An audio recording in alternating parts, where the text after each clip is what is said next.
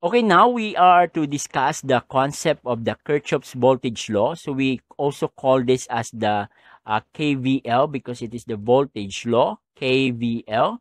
So what is the principle of this? It is based on the law of conservation of energy.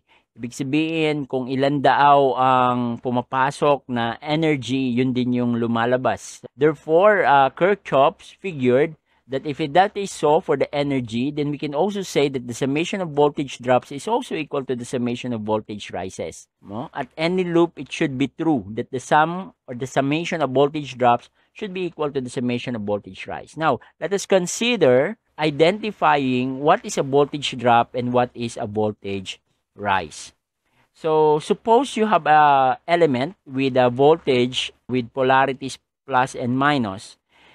Ang identification natin ng voltage drop and voltage rise is simply dependent on the path of the loop or the direction of the loop that we're considering. So suppose that I am having a loop that is from the positive to the negative. It means you are living on the negative side. We call it a voltage drop. We call it a voltage drop because we're leaving the element from its negative terminal. So conversely, if you are leaving the node or the element from its positive side, then we call it a voltage rise. So please take note of this because this is an important principle that we need to understand in order for us to use KVL effectively. Okay, so now for illustration purposes, we can now have a process of determining the polarity of an element. This is important because later on sa paggamit mismo natin ng ating KVL, dito madalas nagkakamali mga estudyante no, in identifying the polarity of an element.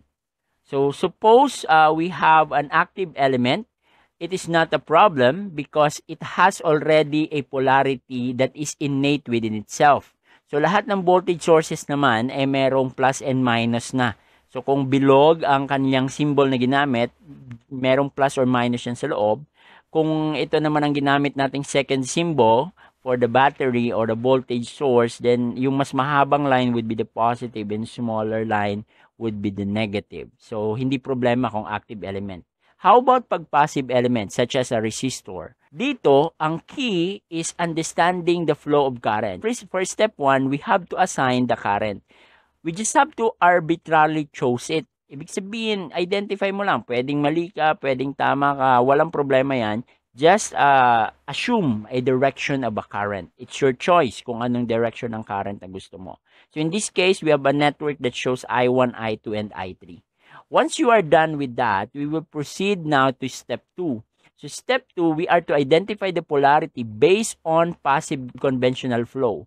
So, ang assumption natin is that the polarity of the voltage on a passive element will be dependent on the current. Since a conventional flow, the current flows from positive to negative, then therefore, the polarity of the voltage will always start from positive to negative following the direction of the current. So, in the case of V1, makikita natin that the positive is on the left side, the negative is on the right side. Sa case ng I2, nasa taas ang positive, nasa baba ang negative because the direction is pababa. Sa case ng I3, of course, we have V3, baliktad yan because the direction of the currents ay paakyat, therefore, it comes from a positive terminal. So, nasa baba ang kanyang plus and nasa taas ang kanyang minus. So, that is how you identify the polarity of the element. So, again, the first step to just arbitrarily assign the direction of the current. Then, based on the direction of the current, you identify the polarity using the conventional flow. Now, let's consider an example for the writing of voltage equation. So, meron tayong example ditong network, yung ginamit natin sa kanina sa taas. But for purposes of illustration, ikokompletuhin natin to. We will add a voltage source here. And we will add, say, another voltage source dun sa kanan. We have to identify first we name it VT1 and VT2 sa mga voltage sources natin. Also identify some direction for the B4, yung inad nating resistance. So now that we have a complete circuit, the step 1 is again to identify the loops that we are interested in. So say for example, we're interested in a loop A, wherein ang loop A natin is itong nasa left side na inner loop, and then loop B natin is on the right side inner loop. we have to write the equation. So based on the loop identified, we will now write the equation. So yan na, meron na tayong VT1. I'll be starting on the VT1. Clockwise tayo. So therefore, ang next element would be the V1. So minus V1 kasi lumalabas tayo at the negative terminal of your V1. And also minus V2 because lumalabas nga tayo doon sa negative terminal ng V2. Since there's no other element in the loop, we just say it is equal to 0. Or we can simplify that by saying VT1 is equals to V1 plus V2. And we can now see that VT1 is a voltage rise and V1 plus V2 are voltage drops. So, ganun lang, ano? So, consider naman sa loop B. So, subukan natin sa loop B. So, for loop B, we can start with VT2. So, we will leave it with a positive. So, plus siya. Minus V3 kasi lumalabas tayo sa negative. And also minus V4. Lumalabas tayo sa negative ng V4. Simplify again. Then, we have this particular solution. Ang idea lang is that the voltage rise or voltage drop is determined by the polarity in chosen loop direction. Okay? So, let's try this one. So for the values of V1 and V2, so we have here resistance 1, resistor 2. So we can assume that the V1 and the V2 are actually the voltage drops or rise in R1 and R2. First, we have to identify a current. So suppose yan yung direction na pinili natin. I1 papunta sa kanan, I2 ganun din. And then after that, we can identify the polarity of the voltages. So V1 and V2, that is based on the passive convention. We can now start writing our equation. Ano? Isa lang naman ang loop. So we just get a loop. So start with 10. We have minus V1 plus 8 volts plus V2. Okay, so that is our elements now. So we have now a KVL. Simplify natin yan. We have V1 minus V2 is equal to 18. Let us call that as equation 1. So it's not enough kasi dalawang unknown natin. So we have to have another equation.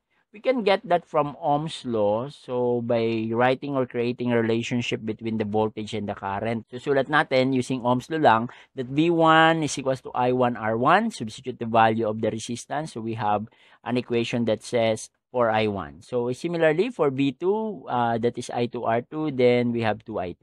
So those two relationships ang gagamitin natin. So now use the relationship of currents in series. So yung current naman in series, bakit? Nakita natin dito na si R1 and si R2 are actually in series.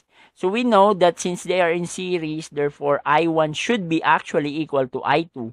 However, since their direction is opposite to one another, then we can say that I1 is equal to negative of I2. Kasi though equal ang value dapat nila, but since opposite sila sa isa't isa, then the direction is opposite. So we put a negative sign. So once that is done, we just substitute the value of I1 as well as I2. Then we can have a new relationship. We just multiply it by 4 and then V1 is equals to negative 2 V2. This is your equation number 2. Then we just have to substitute that to our previous equation 1.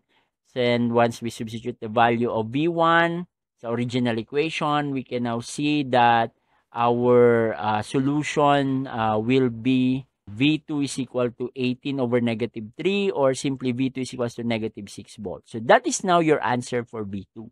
Since you now have a V2, you can now calculate for V1. So substitute lang natin ang value ng V2 sa equation for V1 and then the answer would be 12 volts. So now that we have the V1 and V2, you might be confused bakit si V2 ay negative ang sagot. Because that negative sign simply denotes that the actual polarity of the voltage is actually opposite to the indicated or chosen polarity. So wala namang problema yan. Ang ibig lang sabihin, doon sa original nating piniling polarity niya is actually baliktad siya.